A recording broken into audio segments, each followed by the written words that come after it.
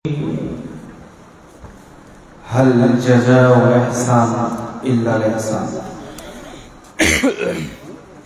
وقال رسول الله صلى الله عليه وسلم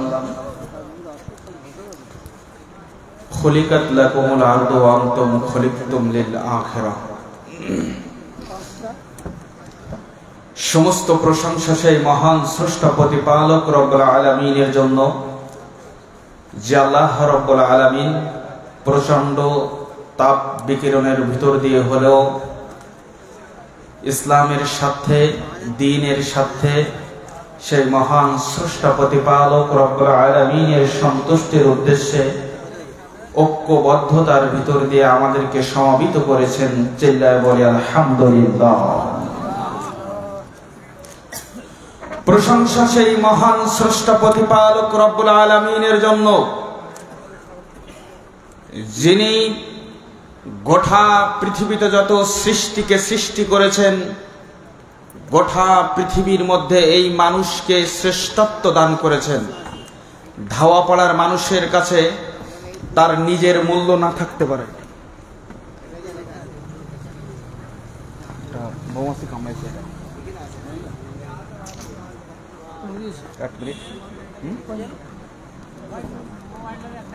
এটা চুন নিয়ে আসেন এখানে, ঠিক আছে? মৌমাছি কামড় দিচ্ছে। পানি দিচ্ছেন?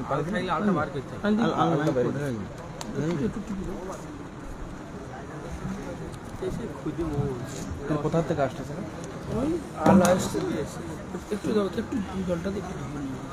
হাত তো খুলেই গেছে, কিছু আছে? এই যে মৌমাছি কেন পড়েছে?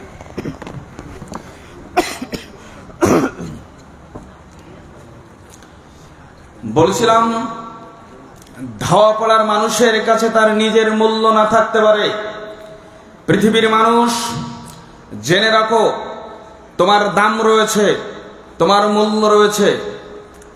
তুমি যেদিন এই পৃথিবীতে এসেছিলে সেদিন গরু ছাগল আর মহিষের মতো এই পৃথিবীতে আসনি।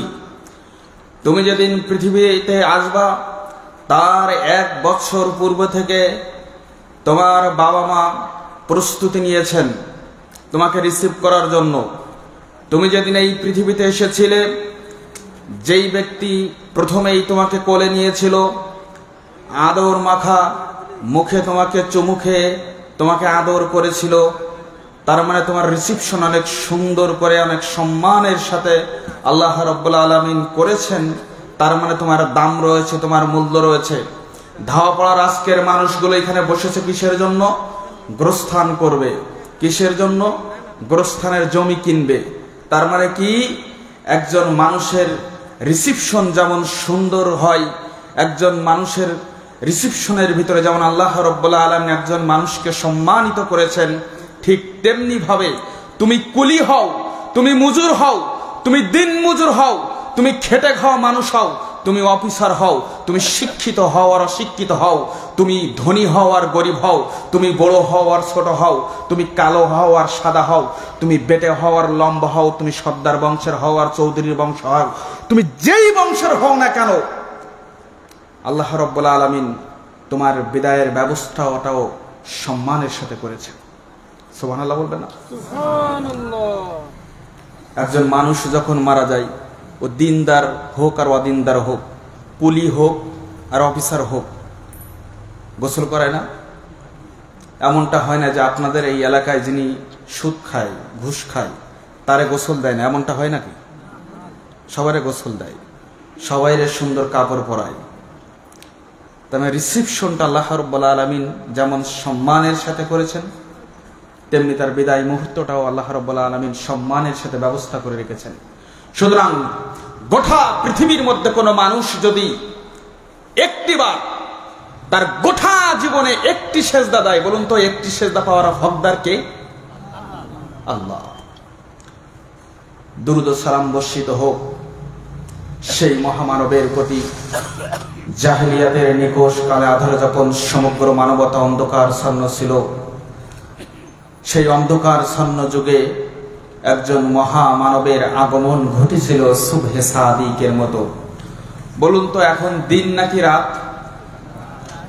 তো সকালের পূর্ব দিগান্তে কি উদিত হওয়ার মাধ্যমে এই পৃথিবী আলোকিত হবে? কথা বলেন। সূর্য।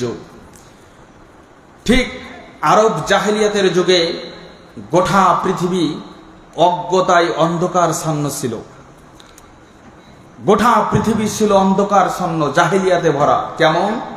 দেখো, যদি কোনো পরিবারের বাপ মারা যেত তাহলে ওই পরিবারের বড় ছেলে তার মায়ের সাথে বিবাহ বসতে চাইত।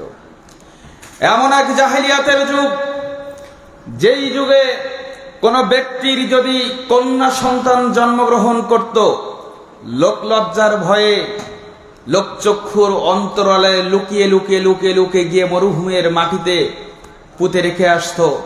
এমন এক অজ্ঞতার জাহেলিয়াতের যুগে, এমন এক অন্ধকারের যুগে একজন মহামানবের এই পৃথিবীতে আগমন ঘটেছিল। ঠিক সকালের সূর্যের মতো, সকালের সোনালী রবির মতো, ঠিক সুবহে সাদিকের মতো, যেই সকালের সোনালী রবির আলোয় যার ইমানে নূরের আলোক ফোঁটা সেদিন শুধুমাত্র হেরা পর্বতের গুহাকে আলোকিত করেনি, সেদিন আলোকিত করেছিল মক্কা, মদিনা, হেজাজ, আবিসিনিয়ার সহ সমগ্র বসুন্ধরা। যার মতো কোনো মানব অদ্যাবধি এই পৃথিবীতে আসেনি এবং কিয়ামতের উদয়কাল পর্যন্ত যার মতো কোনো মানব আর এই ধরিত্রীর মাঝে আগমন করবেন না। নবীজি বিশ্ব নবী মুহাম্মদুর রাসূলুল্লাহ সাল্লাল্লাহু আলাইহি ওয়াসাল্লাম। সম্মানিত উপস্থিতি, আমার আগে আমাদের উস্তাদ সমতুল্য একজন প্রজ্ঞাবান আলেম তিনি আলোচনা করেছেন। আলহামদুলিল্লাহ, কবর এবং কবরের জিন্দেগি, বিভিন্ন মাসলা মাসাইল সম্পর্কে যথেষ্ট জ্ঞান গর্ব আলোচনা করেছেন। আলহামদুলিল্লাহ, আমিও আমার বক্তব্য ঠিক কবর জীবনের, কবর জিন্দেগির কি কি হবে কি না হবে এটা নিয়ে সাজিয়েছিলাম, কিন্তু উনি যথেষ্ট বলেছেন। আমি এই সংক্ষিপ্ত অ্যাব্রিভিয়েশন সময়, আমাকে মাত্র 1 ঘন্টা 15 মিনিট সময় দেবেন আপনারা। আমি এমন একটা ক্লাস আজকে আপনাদেরকে নিব ইনশাআল্লাহ। এই 1 ঘন্টা 15 মিনিট আমাকে দিলেই আপনি বাড়ি যাইতে যাইতে বুঝতে পারবেন যে আমি কি শুনে আসলাম। এটা আপনার জন্য যথেষ্ট হয়ে যাবে ইনশাআল্লাহ। চিল্লায়ে বলেন ইনশাআল্লাহ। আজকের বক্তব্যের বিষয় সূরাতুল হুমাজার গুরুত্ব এবং তাৎপর্য। সূরা হুমাজা। তো আমরা দেখেছি যে আরব্য যে দেশগুলো রয়েছে, যখন ইমাম সাহেব কোরআন তেলাওয়াত করে, ইমামতি করে, পিছনেরা মুক্তাদিরা তারা কান্দে, মুসাল্লিরা কান্নাকাটি করে, চোখ দিয়ে অশ্রু ঝরে। তো ইমাম সাহেবেরও চোখ দিয়ে অশ্রু ঝরে, মুসাল্লিরও চোখ দিয়ে অশ্রু ঝরে। কিন্তু ভারত, পাকিস্তান, বাংলাদেশের বুকে এই সিনারি, এই দৃশ্য আপনি দেখতে পাবেন না। কেন? তারা কোরআনের অর্থ বুঝতে পারে, কোরআন বুঝে বুঝে পড়ে। ইমাম সাহেব পড়লে পিছনের মুসাল্লিরাও বুঝতে পারে। কিন্তু ভারত, পাকিস্তান, বাংলাদেশের মানুষ ইমাম সাহেব যখন কোরআন তেলাওয়াত করে তখন ইমাম সাহেবও বোঝে না, এজন্য ইমাম সাহেবের চোখেও পানি থাকে না। পক্ষান্তরে আমরা মূর্খ মানুষ, অধিকাংশ মূর্খ মানুষ, আমরাও বুঝি না, এজন্য আমাদের চোখে আর পানি আসে না, সালাতের মধ্যে একাগ্রতা আসে না, একানিষ্ঠতা আসে না। তো আজকের বক্তব্য দেব হচ্ছে সূরাতুল হুমাজা। এই সূরা হুমাজা যদি আপনি প্রথম থেকে শেষ পর্যন্ত একটু শুনেন, তো এটা অবজারভেশন করলে আপনার জন্য যথেষ্ট হয়ে যাবে ইনশাআল্লাহ। বলুন, আজকের বক্তব্যের যে বিষয়, কোন সূরার কথা বললাম? সূরা, এই সূরা পবিত্র কোরআনের 104 নম্বর সূরা। চিল্লায় বলুন, কয় নম্বর সূরা? এই সূরাতে রয়েছে 9টি আয়াত। বলুন, কয়টি আয়াত? এই সূরাটি হচ্ছে মাক্কি সূরা। আমরা জানি পবিত্র কোরআনের মধ্যে যত আয়াত রয়েছে এর অধিকাংশ আয়াত এবং সূরাগুলোকে মাক্কি এবং মাদানী সূরা, এই দুইটা সূরায় বিভক্ত করা হয়েছে। তো আমরা মনে করি আল্লাহ রাসূলের মক্কার জীবনে যেই সূরাগুলো নাজিল হয়েছে সেগুলো মাক্কি সূরা, আর যেই সূরাগুলো মদিনার জীবনে নাজিল হয়েছে সেগুলোকে আমরা বলি মাদানী সূরা। তো আসলে এটা নয়, বরং আল্লাহ রাসূলের হিজরতের পূর্বে যতগুলো আয়াত সূরা নাজিল হয়েছে সেগুলোকে বলা হয় মাদানী সূরা, এবং হিজরতের পরে সেটা যেখানেই হোক না কেন যতগুলো সূরা এবং আয়াত নাজিল হয়েছে সেগুলোকে বলা হয় মাক্কি সূরা। তাহলে এই সূরাটা কোন সূরা? বলুন সূরার নাম কি? দেখেন দেখেন, আপনি কিন্তু বুঝে ফেলছেন অনেকটা। সূরার নাম কি? কত নম্বর সূরা? কয়টি আয়াত? বলেন বলেন, কয়টি আয়াত? 9টা। আমি কিন্তু আবার লাস্টে কিন্তু আবার শুনবো ইনশাআল্লাহ। এবং এই সূরা মাক্কি সূরা নাকি মাদানী সূরা? ঠিক আছে তো? এ পর্যন্ত বুঝতে পারছেন তো? সূরার নাম কি? মহান আল্লাহ বলেন, পৃথিবীর মানুষ, ওয়াইলুল লিকুল্লি হুমাজাতিল লুমাজা, দুর্ভোগ তাদের জন্য, ধ্বংস তাদের জন্য, দুর্ভোগ তাদের জন্য যারা মানুষের পেছনে এবং সামনে মানুষকে নিয়ে নিন্দা করে, যারা মানুষের পেছনে এবং সামনে মানুষকে নিয়ে পরচর্চা করে, পরনিন্দা করে, তাদের জন্য হচ্ছে দুর্ভোগ। মানুষের পিছনে গীবত করে ধাওয়া পড়াতে এমন মানুষ আছে কিনা? নাই, আছে না? আল্লাহ রাব্বুল আলামিন বলছেন, শোনো, ওয়াইলুল লিকুল্লি হুমাজাতিল লুমাজা, যারা মানুষের পিছনে গীবত করে, মানুষকে নিয়ে পরনিন্দা করে, মানুষকে নিয়ে পরচর্চা করে, তাদের জন্য হচ্ছে ধ্বংস, তাদের জন্য দুনিয়ায়ও দুর্ভোগ, তাদের জন্য হচ্ছে আখিরাতেও দুর্ভোগ। শোনো, গীবত হচ্ছে সত্য হয়, গীবত সত্যি হয়, গীবত কখনো মিথ্যা হয় না। যেই ব্যক্তি মিথ্যা কথা বলে ওটা অপবাদ হয়ে যায়। তো ওয়াইলুল লিকুল্লি হুমাজাতিল লুমাজা, আল্লাহ বলছেন যারা মানুষের পিছনে নিন্দা করে এবং যারা মানুষের সামনে নিন্দা করে তাদের জন্য হচ্ছে দুর্ভোগ। এবার আমি আপনাকে বলি, পিছনে নিন্দা দুই ভাবে হয়, পিছনে নিন্দা দুই ভাবে হয়। আল্লাহ রাসূল সাল্লাল্লাহু আলাইহি ওয়াসাল্লাম সাহাবাদেরকে বললেন, ও সাহাবারা, তোমরা কি জানো যে গীবত কাকে বলে? আল্লাহ রাসূল সাল্লাল্লাহু আলাইহি ওয়াসাল্লাম সাহাবারা বললেন, আল্লাহ রাসূল, আল্লাহ এবং আপনি ভালো জানেন। আল্লাহ রাসূল সাল্লাল্লাহু আলাইহি ওয়াসাল্লাম বলছেন, গীবত হচ্ছে ওটা যে তুমি তোমার ভাই সম্পর্কে এমন কোনো কথা বললে যে তোমার ভাই ওটা শুনে রাগান্বিত হলো বা কষ্ট পেল, সেটা হচ্ছে গীবত। বুঝতে পারেনি? এবার সাহাবারা প্রশ্ন করছেন, আল্লাহ রাসূল, যদি ব্যক্তির মধ্যে দোষ থাকে, যদি ব্যক্তি ওই কাজটি করে, তাহলে কি গীবত হবে? আল্লাহ রাসূল সাল্লাল্লাহু আলাইহি ওয়াসাল্লাম বলছেন, না, যদি ব্যক্তির মধ্যে গীবত, ব্যক্তির মধ্যে যদি দোষ থাকে, ব্যক্তির মধ্যে যদি পাপটা থাকে, ওই অন্যায় যদি ওর ভিতরে থাকে, তাহলে এটা হলো গীবত, পরনিন্দা। আর ব্যক্তির ভিতরে যদি না থাকে, দোষটা যদি ব্যক্তি না করে, তাহলে সেটা হচ্ছে অপবাদ। তাহলে পিছনে নিন্দা কয়ভাবে হয়? একটা হচ্ছে গীবত আর একটা হচ্ছে অপবাদ। পিছনের নিন্দা কয়ভাবে হয়? দুই ভাবে হয়। মহান আল্লাহ বলছেন, ওয়াইলুল লিকুল্লি হুমাজাতিল লুমাজা, ধ্বংস হচ্ছে তাদের জন্য যারা মানুষের পিছনে গীবত করে, যারা মানুষের সামনে গীবত করে। আমরা আল্লাহ রাসূল সাল্লাল্লাহু আলাইহি ওয়াসাল্লামের এই হাদিস থেকে বুঝতে পারলাম যে পিছনে গীবত দুই ভাবে হয়, এক পরনিন্দা গীবত, আর দুই সেটা হচ্ছে অপবাদ।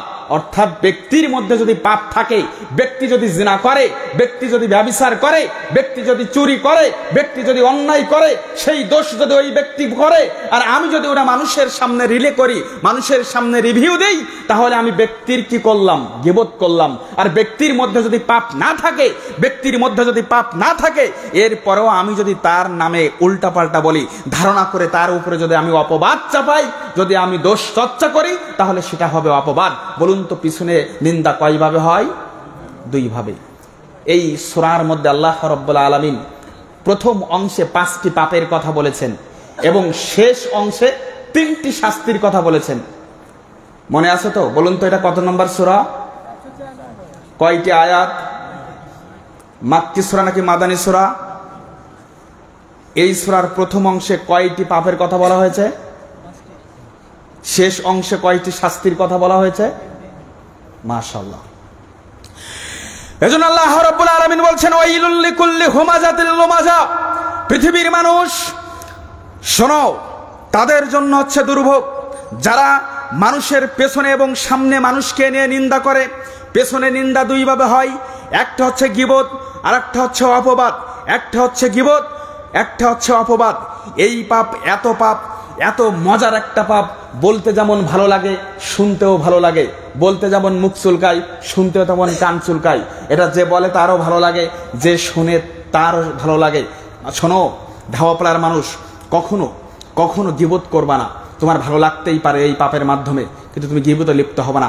তোমার ভাইয়ের সাথে তোমার সংঘাত থাকতে পারে, তোমার ভাইয়ের সাথে তোমার জমি জায়গা নিয়ে মারামারি থাকতেই পারে, তোমার পাশের বাড়ির আত্মীয়, তোমার পাশের বাড়ির প্রতিবেশীর উপরে তোমার রাগ ক্ষোভ থাকতেই পারে, কিন্তু তোমার পাশের বাড়ির প্রতিবেশীর মেয়েকে নিয়ে তুমি গীবত করতে পারো না। রাসূল সাল্লাল্লাহু আলাইহি ওয়াসাল্লামের হাদিস শোনো, পাপ সবার মধ্যে আছে, পাপ সবার মধ্যে আছে। আচ্ছা, এমন কারোর হিম্মত কি রয়েছে আপনাদের মধ্যে? এমন কোন ব্যক্তির হিম্মত রয়েছে যে উঠে বলতে পারে আমার জীবনে কোনো পাপ নেই? কেউ বলতে পারবে? কেউ বলতে পারবে? আমারও এই বলার কোনো ক্ষমতা আছে নাকি? তবে আমরা সবাই পাপী। রাসূল সাল্লাল্লাহু আলাইহি ওয়াসাল্লাম সহিহ ইবনে হিব্বানের মধ্যে বলছেন, ইবসুর আহাদাকুমুল কাজাতা ফি আইনিল আখি ওয়া ইনসাল জিজআ ফি আইনিহি। তোমাদের মধ্যে একজন ভাই অপর একজন ভাইয়ের চোখের সামান্য খড়কুটা দেখতে পায়, কিন্তু নিজের চোখের মধ্যে লুকিয়ে থাকা বিশাল আয়তন বৃক্ষরাজি সে দেখতে পায় না। বুঝতে পারলেন না? মানে আমরা ওপারের চোখে ছোট ছোট খড়কুটার মতো দোষ আমরা দেখতে পাই, কিন্তু নিজের চোখের মধ্যে বৃক্ষরাজির মতো বিশাল বৃক্ষের মতো পাপ আমাদের নিজের চোখের মধ্যে লুকিয়ে রয়েছে, কিন্তু সেটা আমরা দেখতে পাই না। তাই তো একজন ব্যক্তি বলেছিল যে আমরা সবাই পাপী, আমরা আপন পাপের বাটখারা দিয়ে আমরা অন্যের দোষ মাপি। পাপটা সীমিত কি? পাশের বাড়ির আক্কাসকে নিয়ে কথা বলছো, পাশের বাড়ির কামরুলকে নিয়ে কথা বলছো, পাশের বাড়ির শামসের দুর্বল মানুষ তাকে নিয়ে কথা বলছো, পাপটা সীমিত। কিন্তু এই পাপ এত কঠিন পাপ, এই পাপ আল্লাহ নিজে স্বয়ং ক্ষমা করবেন না বান্দা না ক্ষমা করলে। মৌলভী সাহেব বলুন তো, পিছনে নিন্দা বুঝলাম, পিছনে নিন্দা দুই ভাবে হয়, এক হচ্ছে গীবত আর একটা হচ্ছে অপবাদ, কিন্তু সামনে নিন্দা আবার কিভাবে হয়? আল্লাহ রাব্বুল আলামিন বলছেন, ওয়াইলুল লিকুল্লি হুমাজাতিল লুমাজা, ওয়াইলুল লিকুল্লি হুমাজাতিল লুমাজা, ধ্বংস দুর্ভোগ হচ্ছে তাদের জন্য যারা মানুষের পেছনে এবং সামনে মানুষকে নিয়ে নিন্দা করে, যারা মানুষের সামনে এবং পিছনে মানুষকে নিয়ে নিন্দা করে। হুজুর, পিছনে নিন্দা দুই ভাবে হয় বুঝলাম, সামনে আবার কিভাবে গীবত করে, সামনে আবার কিভাবে নিন্দা হয়? আমাদের সমাজে এমন অনেক মানুষ রয়েছে যারা বলে যে আমি স্ট্রেট ফরওয়ার্ড কথা বলতে পছন্দ করি, সামনাসামনি কথা বলতে পছন্দ করি, আমি কারোর ভয় করে কথা বলি না। এই হচ্ছে পৃথিবীর সব থেকে বড় অপরাধীর মধ্যে একজন অপরাধী। তোমার গায়ে শক্তি রয়েছে, বল রয়েছে, ক্ষমতা রয়েছে, ক্ষমতা যাবে তুমি তোমার দুর্বল ভাইয়ের নামে উল্টাপাল্টা বললে, 10 জন মানুষের সামনে তুমি তাকে অপমান করলে, কেন? তোমার গায়ে শক্তি রয়েছে, তোমাকে সে কিছু বলতে পারবে না। এই শক্তির অহংকার বড়াই দেখিয়ে আবার বলে যে তুমি করতে পারলে আমি বলতে পারবো না, তুই এটা করতে পারলে আমি বলতে পারবো না, তুই করতে পারলি তাতে দোষ নেই, আমি বললে দোষ। আছে না এমন মানুষ? ধ্বংস ওই সমস্ত মানুষের জন্য যারা নিজের শক্তিমত্তার পরিচয় দিতে চায়, যারা নিজের ক্ষমতার অপব্যবহার করে দুর্বল মানুষের উপরে চড়াও হয়, যারা মানুষের উপরে ক্ষমতা দেখায়, ক্ষমতা দেখিয়ে মানুষের গোপন পাপ মানুষের সামনে উন্মোচন করে দিয়ে মানুষকে যারা সমাজের বুকে হেয়নাস্তা করতে চায়, অপার মুসলিম ভাইকে অপমানিত করতে চায়, তাদের জন্য দুর্ভোগ, দুনিয়াও দুর্ভোগ ও আখিরাতেও দুর্ভোগ।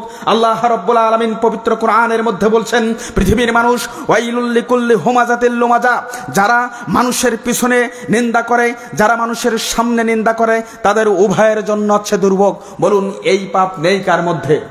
প্রত্যেকে আমরা আজকে এই পাপের মধ্যে নিমজ্জিত। আজকে প্রত্যেকটি মানুষ আমরা গীবতের সাথে সম্পৃক্ত। এই এখনই যদি জালসা শেষ হয়ে যায়, এখন যদি 3 জন মানুষ কি 2 জন মানুষ হাঁটতে হাঁটতে যায়, তো তৃতীয় অপার একজন ব্যক্তির পক্ষ নিয়ে বা কথা বলতে বলতে তার বাড়ি যায়। সবাই এই পাপে দূষিত। আজকে পরিবার, অধিকাংশ পরিবারের ভাঙন হয়েছে গীবতের কারণে। অধিকাংশের স্বামী স্ত্রীর দাম্পত্য জীবন নষ্ট হয়ে গেছে, বিচ্ছিন্ন হয়ে গেছে গীবতের কারণে। একটা পরিবারে দেখেন বাপও গীবত করে, মাও গীবত করে, শাশুড়ি গীবত করে, বৌমাও গীবত করে, ছেলেও গীবত করে, সবাই আমরা গীবতের সাথে সম্পৃক্ত। পাশের বাড়ির ভাবিও গীবত করে, পাশের বাড়ির চাচিও গীবত করে, রাজনৈতিক নেতারাও গীবত করে, একজন আরেকজনের বিপক্ষে গীবত করে। এদেশের অনেক হুজুর এক হুজুর আর এক হুজুরের বিরুদ্ধে গীবত করে, আছে কিনা নাই? তাদের জন্য হচ্ছে ধ্বংস। শোনব, সুদ খেলো একজন ব্যক্তি। আচ্ছা বলুন তো, সুদের গুনাহ বড় গুনাহ নাকি গীবতের গুনাহ বড় গুনাহ?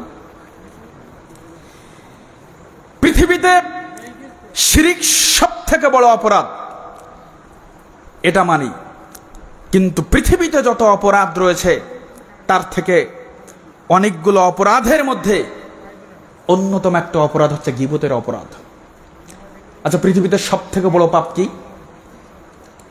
বড় পাপ কি? শিরিক করা। তো শিরিক যদি কেউ করে থাকে, সেই শিরিকের পাপটা, ক্ষমাটা কার সাথে সম্পৃক্ত? ভালো করে বুঝবেন যে পৃথিবীর মধ্যে সব থেকে বড় পাপ হচ্ছে শিরিক। তো কোন ব্যক্তি যদি শিরিক করে, তার ক্ষমা পাওয়া না পাওয়া এটা কার সাথে সম্পৃক্ত? কেউ যদি সুদ খায়, তার ক্ষমা পাওয়া না পাওয়াটা কার সাথে সম্পৃক্ত? যিনি জিনা করেছেন, জিনাকারীর পাপ ক্ষমা পাওয়া আর না পাওয়াটা কার সাথে সম্পৃক্ত? যিনি ব্যভিচার করেছে, যিনি চুরি করেছে, এর প্রত্যেকের পাপ কার সাথে সম্পৃক্ত? আল্লাহর সাথে। এর ক্ষমা যদি আল্লাহ করে তো হয়ে গেল। কিন্তু তুমি কাউকে নিয়ে গীবত করেছো, কাউকে নিয়ে পরচর্চা করেছো, তুমি কাউকে অপবাদ দিয়েছো, কোনো ভাইকে দুর্বল পেয়ে তার গোপন পাপটা তুমি মানুষের সামনে উন্মোচন করে দিয়েছো, তুমি শোনো, তুমি হচ্ছে পৃথিবীর এমন একজন অপরাধী। তুমি হয়তোবা পৃথিবীর সব থেকে বড় অপরাধী নও, তুমি হয়তোবা পৃথিবীর শিরিককারী ব্যক্তির মতো অপরাধী তুমি নও, কিন্তু তুমি এমন এক পাপ করেছো, তুমি এমন এক পাপ করেছো যেই পাপ স্বয়ং মহান রব যদি তোমাকে ক্ষমা না করে, মানে মহান রব তো ক্ষমা করবেন না, করবেই না। যেই ব্যক্তির নামে তুমি গীবত করেছো, স্বয়ং ওই ব্যক্তি যদি তোমাকে ক্ষমা না করে, ওই ভাই যদি তোমাকে ক্ষমা না করে, তুমি যাকে নিয়ে তুমি পরচর্চা করেছো, ওই ব্যক্তি যদি তোমাকে ক্ষমা না করে, তাহলে তুমি কোনোদিন ক্ষমা পাইবে না। স্বয়ং আল্লাহ এ পাপ ক্ষমা করবেন না। এটা এমন এক পাপ। গীবতের পাপ ব্যক্তির সাথে সম্পৃক্ত। পৃথিবীতে আল্লাহ শিরিকের গুনাহ তোমাকে ক্ষমা করে দিতে পারে, পৃথিবীতে আল্লাহ সুদের গুনাহ তোমাকে ক্ষমা করে দিতে পারে, পৃথিবীতে আল্লাহ জিনা করেছো, ব্যভিচার করেছো, সে গুনাহ তোমাকে ক্ষমা করে দিতে পারে। তুমি 2 ওয়াক্ত সালাত তোমার জীবনে আদায় করনি, তোমাকে ক্ষমা করে দিতে পারে। তুমি রমজানের 2টা সিয়াম অথবা তুমি 30টা সিয়াম তুমি পালন করনি, এ ব্যাপারে আল্লাহ মহান রব, তিনি রহমান, তিনি রহিম। জাআলাল্লাহুর রাহমাতা মিয়াতা জুজইন, আল্লাহর কাছে 100টি দয়া রয়েছে। আল্লাহ ক্ষমা করে দিতেই পারে, আল্লাহ ক্ষমা করে দিতে পারে, অসম্ভব কিছু নাই। আল্লাহ ভীষণ ক্ষমাশীল, আল্লাহ পৃথিবীর সব থেকে ক্ষমাশীল। তোমার সুদের পাপ, ঘুষের পাপ, লটারির পাপ, চিটারির পাপ, তোমার জুয়ার পাপ, সব পাপ আল্লাহ ক্ষমা করে দিতে পারে, কেননা আল্লাহ দয়াশীল, ক্ষমাশীল।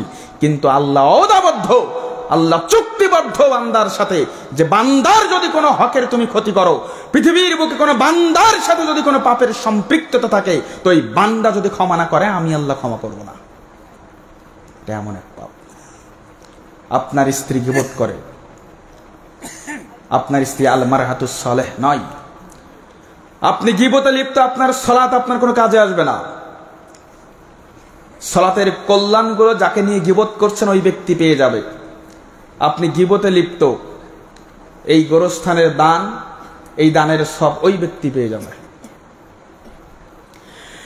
এজন্য মহান আল্লাহ বলছেন, পৃথিবীর মানুষ, ওয়াইলুল লিকুল্লি হুমাজাতিল লুমাজা, দুর্ভোগ ধ্বংস হচ্ছে তাদের জন্য যারা মানুষের পেছনে এবং সামনে মানুষকে নিয়ে নিন্দা করে, মানুষকে নিয়ে পরচর্চা করে, মানুষকে নিয়ে পরনিন্দা করে, অপবাদ দেয়, তাদের জন্য হচ্ছে দুর্ভোগ।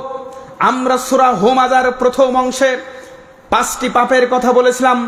আমরা অলরেডি 2টা পাপ আমরা নির্বাচন করতে পেরেছি। 1, পিছনে নিন্দা করা, 2, সামনে নিন্দা করা। এরপর আল্লাহ রাব্বুল আলামিন বলছেন, আল্লাযী জামাআ মালাও ওয়া আদ্দাদা, যারা সম্পদ জমা করে তাদের জন্য হচ্ছে দুর্ভোগ। আল্লাযী জামাআ মালাও ওয়া আদ্দাদা, যারা সম্পদ জমা করে তাদের জন্য হচ্ছে দুর্ভোগ। সম্পদ জমা করা মানে কি? সম্পদের প্রতিযোগিতায় লিপ্ত হওয়া। সম্পদ জমা করা মানে কি? একটা মোবাইল ফোন আপনার জন্য যথেষ্ট ছিল, আপনি দামি দামি 5টা মোবাইল ফোন কিনেছেন। সম্পদ জমা করা মানে কি? একটা বাড়ি আপনার ফ্যামিলি এবং ফ্যামিলি মেম্বারের জন্য যথেষ্ট ছিল, আপনি অযথা 5টা বাড়ি করেছেন। সম্পদ জমা করা মানে কি? আপনি এমন সম্পদের পাহাড় গড়েছেন যেই সম্পদ আপনার 14 পুরুষ বসে খেতে পারবে, এরপরেও সম্পদের প্রতি আপনার মোহ, সম্পদের প্রতি আপনি মোহগ্রস্ত। এটা হচ্ছে সম্পদ জমা করা। শোনো ধাওয়াপাড়ার মানুষ, তোমার জন্য যদি বিলের 20 বিঘা জমি যথেষ্ট হয়ে যায়, ওই 20 বিঘা জমিতেই তুমি ক্ষান্ত হও। তোমার জন্য যদি একটা মোবাইল ফোন যথেষ্ট হয়ে যায়, তুমি ওই একটা ফোন নিয়ে সন্তুষ্ট হও। তোমার জন্য যদি একটা বাড়ি যথেষ্ট হয়ে যায়, ওই একটা বাড়ি নিয়ে তুমি সন্তুষ্ট হও। তোমার জন্য যদি একটা গাড়িতে তুমি যথেষ্ট হয়ে যায়, ওই একটা গাড়ি নিয়ে তুমি সন্তুষ্ট হও। তুমি এর থেকে আর বেশি বাড়িও না। কেন? তুমি যা পৃথিবীর বুকে জমা করে রেখে যাবে, এটা তোমার উত্তরসূরির জন্য। আচ্ছা, আমি একটা কথা বলি। মনে করেন যে একজন ভাই, মনে করেন এই ভাই, ইনার 20 বিঘা জমি রয়েছে মাঠে। কয় বিঘা? ওটা কার সম্পদ? দলিল করা ওনার নামে। এখন উনি এই মুহূর্তে মারা গেছেন, ওটা কাদের সম্পদ হয়ে গেল? ওয়ারিসদের সম্পদ হয়ে গেল। তাহলে আমরা আসলে আমাদের নিজেদের সম্পদ যেটা বলি, মালি মালি, যেটা বলে আমাদের সম্পদ, আমার সম্পদ, আমার সম্পদ, কিন্তু আসলে প্রকৃতপক্ষে ওটা আমার সম্পদ নাকি ওয়ারিসদের সম্পদ? তোমার নিঃশ্বাস বন্ধ হয়ে গেলে যেই সম্পদ তোমার থাকে না, তোমার নিঃশ্বাস বন্ধ হয়ে গেলে যেই সম্পদ তোমার থাকে না, যেই বাড়ি তোমার থাকে না, যেই ঘর তোমার থাকে না, যেই পুকুর তোমার থাকে না, যেই গাড়ি তোমার থাকে না, যেই সম্পদ সোনা দানা অলংকার হীরা জহরত তোমার থাকে না, তুমি সেটা আমার বলো কিভাবে? তুমি সেটা আমার বলো কিভাবে? তোমার সম্পদ তো অতটুকুই, তোমার সম্পদ তো অতটুকুই যেটা তুমি তোমার রবের জন্য রেখে দিয়েছো, যেটা তুমি তোমার রবের জন্য ব্যয় করেছো। তোমার সম্পদ হচ্ছে অতটুকুই। আল্লাজি জামা মালা ওয়াদ্দাদা। পৃথিবীর মানুষ, ধাওয়া পাড়ার মানুষ, শোনো, দুনিয়ার সম্পদ না গুছিয়ে তুমি আখিরাতের গোছাও, আখিরাতের সম্পদ গোছাও, আখিরাতের পুঁজি গোছাও। ওটাই তোমার আসল সম্পদ। আজকে যেটা দান করেছেন না, এটা আপনার জীবনে আসল সম্পদ। এতটুকু আপনার, আর বাকিটা আপনার ওয়ারিসের। বাকিটা কার? হৃদয় দিয়ে ভাবেন তো, অন্তর দিয়ে ভাবেন, বিবেক দিয়ে ভাবেন। যেটা আপনার গোটা জীবনে আপনি আল্লাহর সন্তুষ্টির জন্য দান করেছেন, সেটা শুধু আপনার। আর আপনি যে কোটি কোটি টাকার সম্পদ এই জমিনের বুকে রেখে যাচ্ছেন, এটা কার? চিল্লা বলুন, কার? ওয়ারিসের। এটা আপনার নয়। এজন্য মহান আল্লাহ বলছেন, আল্লাযী জামা মালা ওয়াদ্দাদা। যারা সম্পদ জমা করে এবং সম্পদ বারবার গণনা করে, তাদের জন্য হচ্ছে দুর্ভোগ। সম্পদ গণনাকারী আছে কিনা? নাই। আছে না? এখন আপনি বলতে পারেন, হুজুর আল্লাহ সুবহানাহু ওয়া তাআলা এটা কি বললো যে সম্পদ গণনা করে তাদের জন্য হচ্ছে দুর্ভোগ? যে আল্লাহ রাব্বুল আলামিন এটা কি বললেন যে সম্পদ গণনাকারী তাদের জন্য দুর্ভোগ? তার মানে এটা কি? সম্পদ কি গণনা করা যাবে না? আমার মাঠে কত বিঘা জমি, আমি এটা গুনতে পারবো না, পরিমাপ করতে পারবো না? আরে আমার বাড়িতে কতটুকু ধান হয়েছে, এটা আমি পরিমাপ করতে পারবো না? আমার ব্যাংকে কত টাকা ব্যালেন্স রয়েছে, আমি আর ব্যালেন্স চেক করতে পারবো না? সম্পদ বারবার গণনা মানে কি? যেই গণনা তোমার সালাত বিনষ্ট করে দেয়, যেই গণনা তোমার সালাত নষ্ট করে দেয়, সেই গণনা তোমাকে করা যাবে না। যেই ব্যবসায়িক গণনা তোমার সালাত নষ্ট করে দেয়, রাতের ঘুম নষ্ট করে দেয়, ওই গণনা তোমার করা যাবে না। এমন আছে কিনা? নাই। ধাবা পাড়াতে এমন অনেক মানুষ আছে যে সালাতে দাঁড়িয়ে সে জমি হিসাব করে কি হচ্ছে কি না হচ্ছে। এমন হাজারো মানুষ রয়েছে ব্যবসায় লস খেয়ে রাতে ঘুম নেই, শুধুমাত্র মানে বিছানার এপাশ ওপাশ করে, ঘুম নেই। কেন? ব্যবসায় লস খেয়েছে। এমন আছে না অনেক? এজন্য আল্লাহ রাব্বুল আলামিন বলছেন, আল্লাযী জামা মালা ওয়াদ্দাদা। যারা সম্পদ জমা করে তাদের জন্য হচ্ছে দুর্ভোগ। যারা সম্পদ বারবার গণনা করে তাদের জন্য হচ্ছে দুর্ভোগ। শোনো পৃথিবীর মানুষ, তুমি ফকির হবা না। ধাওয়া পাড়ার মানুষ কেউ ফকির নয়। ধাওয়া পাড়ার মানুষ হিসাব অনুযায়ী কেউ ফকির নয়। আচ্ছা, আমাকে একটা কথা বলুন। আপনি ঈদের দিনে আপনি যে খাবার খান, আরো ছোট করে দিচ্ছি উদাহরণটা। বর্তমান সময় একজন রিক্সাওয়ালা, ভ্যানওয়ালা, দিন মজুর যেটা খায়, একবারে 3-4 পদের খায়। একটু মাংস খায়, একটু মাছ খায়, একটু ভাজি খায়, নানান রকমের কারসাজি, নানান রকমের আয়োজন, তাই না? আপনার কি মনে হয় ওসমান গানি রাদিয়াল্লাহু তাআলা আনহু একবারে এত খাবার কোনোদিন চোখে দেখেছে? কি এটা শুধু আমি দিন মজুর যিনি ডে বাই ডে ইনকাম করে বা ভ্যানওয়ালা, রিক্সাওয়ালা ভাই, আমি তাদেরকে বলছি না, আমরাও তো খাই না? তো আল্লাহ এবং আল্লাহ রাসূল সাল্লাল্লাহু আলাইহি ওয়াসাল্লাম এবং তার সাহাবা কেরাম কেউ একবারে এত খাবার একবারে দেখেনি। এখন একজন দিনমজুর খেটে খাওয়া মানুষ একবারে যত খাবার দেখে, তারপরেও মানুষ সম্পদমুখী, তারপরেও মানুষ সম্পদের মোহগ্রস্ত। মানুষ ভালো খায়, ভালো পরে, মানুষ এসি রুমের ভিতরে থাকে, মানুষের গাড়ি রয়েছে, বাড়ি রয়েছে, এরপরে ওকে সুদ খেতে হবে, ঘুষ খেতে হবে, লটারি করতে হবে, চেটারি করতে হবে। তুমি আল্লাহ রাসূল সাল্লাল্লাহু আলাইহি ওয়াসাল্লামের যুগের সাহাবাদের থেকে তুমি কোটি গুণ ভালো রয়েছো। আল্লাহ রাসূল সাল্লাল্লাহু আলাইহি ওয়াসাল্লাম তুমি আমি যে ভালো খাবো এটা আল্লাহ রাসূল সাল্লাল্লাহু আলাইহি ওয়াসাল্লাম বলেই দিয়েছেন। বুঝতে পারেননি? এটা কেন আপনি আমি যে আজকে ভালো মন্দ খাবো, আজকে আমি যে আপনি অন্তত 4-5 রকমের আইটেম আর আয়োজন দিয়ে আপনার আমার খাবারের থালা সাজানো থাকবে, এই কথা আল্লাহ রাসূল সাল্লাল্লাহু আলাইহি ওয়াসাল্লাম এখান থেকে আরো 1500 বছর পূর্বে বলে দিয়েছেন, ভবিষ্যৎবাণী করে গিয়েছেন। কেমন? আল্লাহ রাসূল সাল্লাল্লাহু আলাইহি ওয়াসাল্লাম বলছেন যে ওয়াল্লাহি, আমি মুহাম্মদ সাল্লাল্লাহু আলাইহি ওয়াসাল্লাম বলছি যে লা আল ফাকরু আলাইকুম, লা আল ফাকরু আখশা আলাইকুম, আমি মুহাম্মদ সাল্লাল্লাহু আলাইহি ওয়াসাল্লাম ভয় করি না এ ব্যাপারে যে আমার উম্মত গরিব হয়ে যাবে। আমি মুহাম্মদ সাল্লাল্লাহু আলাইহি ওয়াসাল্লাম ভয় করি না যে আমার উম্মত গরিব হয়ে যাবে। ওয়ালাকিন আখশা আলাইকুম আন তুবসাতা আলাইকুমুদ দুনিয়া, বরং আমার উম্মতের ব্যাপারে আমি এ ব্যাপারে ভয় করি যে এই দুনিয়াকে তাদের উপরে প্রশস্ত করে দেওয়া হবে। তোমার গায়ে একটা ছেঁড়া জামা থাকবে, আল্লাহ রাসূল এ ব্যাপারে ভয় করেনি। তুমি ভালো খেতে পারবে না, আল্লাহ রাসূল এ ব্যাপারে ভয় করেনি। তোমার ভালো একটা যানবাহন থাকবে না, আল্লাহ রাসূল এ ব্যাপারে ভয় করেনি। কি আমরা কি এখন গরিব নাকি?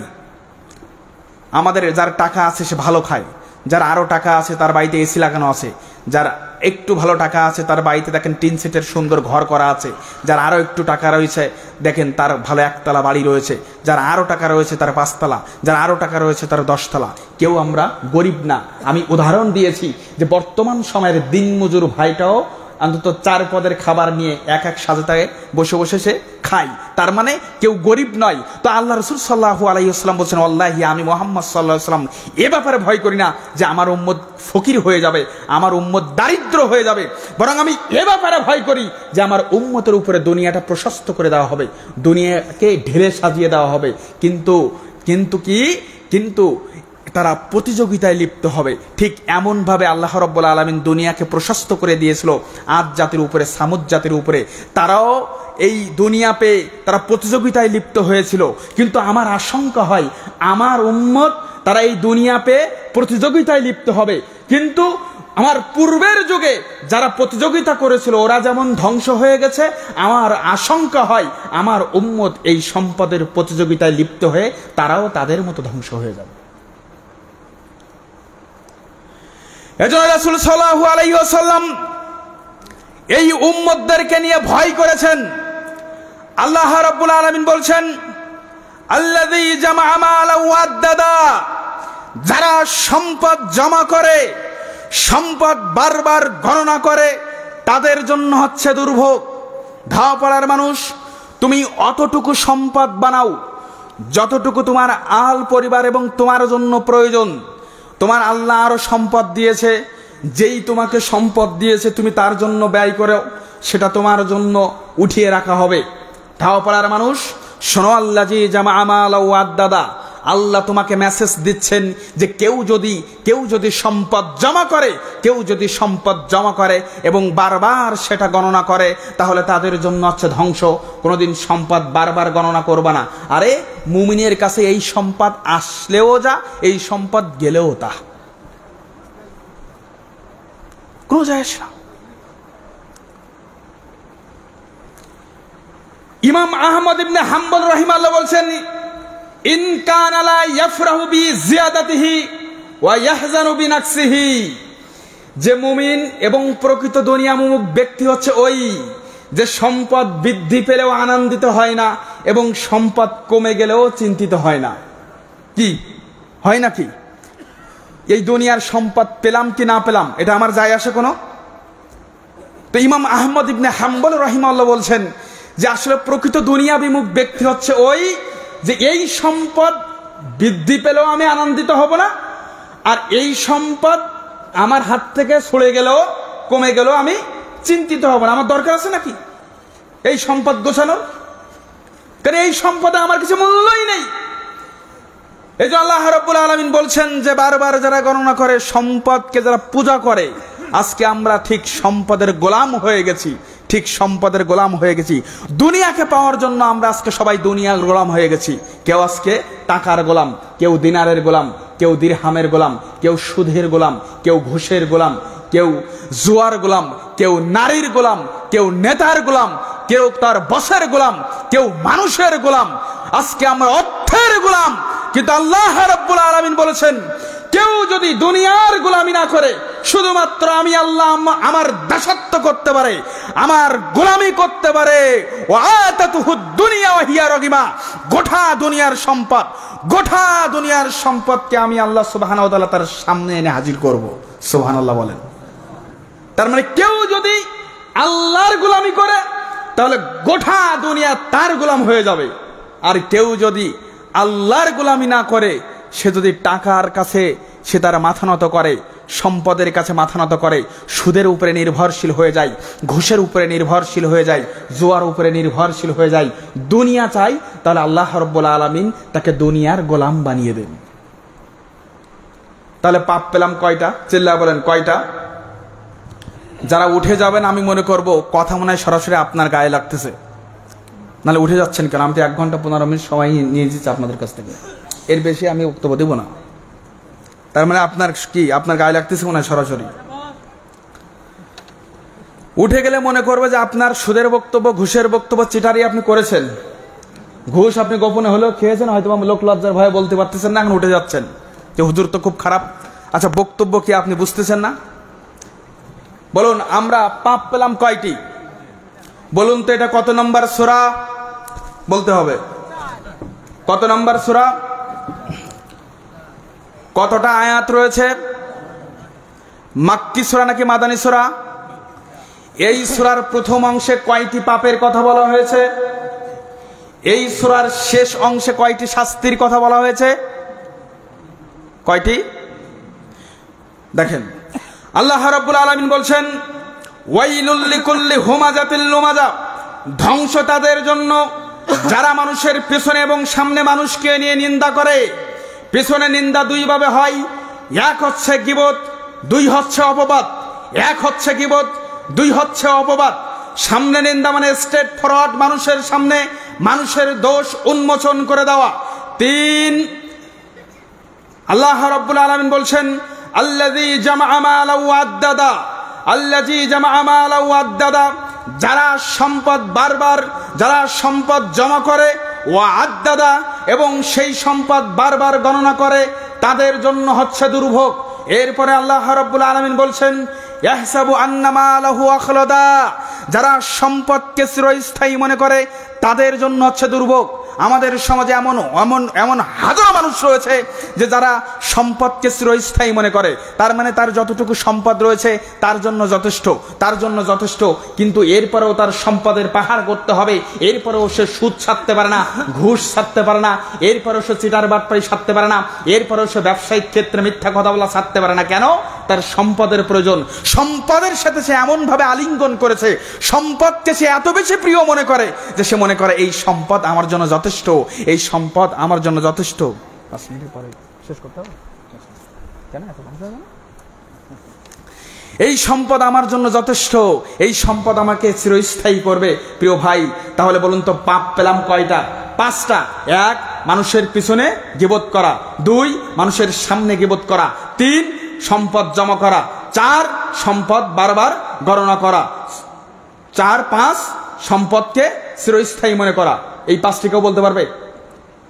সম্পদ, আবার বলে পিছনে গীবত করা, সামনে গীবত করা, সম্পদ জমা করা, সম্পদ বারবার গণনা করা এবং সম্পদকে চিরস্থায়ী মনে করা। এই 5টি পাপ, এই 5টি পাপ যদি কারোর ভিতরে থাকে, এই 5টি পাপ যদি কারোর ভিতরে থাকে, আল্লাহ রাব্বুল আলামিন বলছেন যে কখনোই না কাল্লা লা ইউমাজান্না ফিল হুতামা, ও অবশ্যই হুতামা নামক জাহান্নামে প্রবেশ করবে।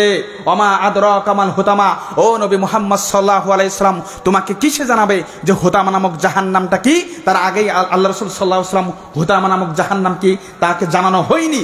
এরপর আল্লাহ রাব্বুল আলামিন বলছেন ওমা আদরাকা মাল হুতামা নারুল্লাহিল মুকাদা, সেটা হচ্ছে প্রজ্বলিত আগুন, অর্থাৎ এমন আগুন সেটা হচ্ছে প্রজ্বলিত আগুন। অর্থাৎ আল্লাহ রাব্বুল আলামিন যেদিন জাহান্নাম তৈরি করেছেন সেদিন থেকেই এই আগুন জ্বলতেছে, সেদিন থেকেই। ধরুন একটা এক্সাম্পল দিই, এক সপ্তাহ আগে থেকে একটা উনুনে, যেটা বলে চুলাতে আগুন জ্বালানো হয়েছে, আর আজকে একটা চুলায় আগুন জ্বালিয়ে দেওয়া হয়েছে, কোন আগুনের তেজ বেশি হবে?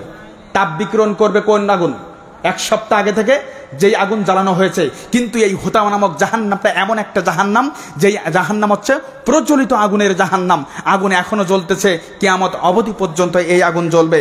এরপর আল্লাহ রাব্বুল আলামিন বলছেন আল্লাতী তাত্তালিউ আলাল আফইদা, এই আগুন অন্তর খেয়ে ফেলবে, এই আগুন মানুষের হৃদয় খেয়ে বলবে। বলুন তো, পাপ, গীবতের পাপ কোথায় থেকে হয়?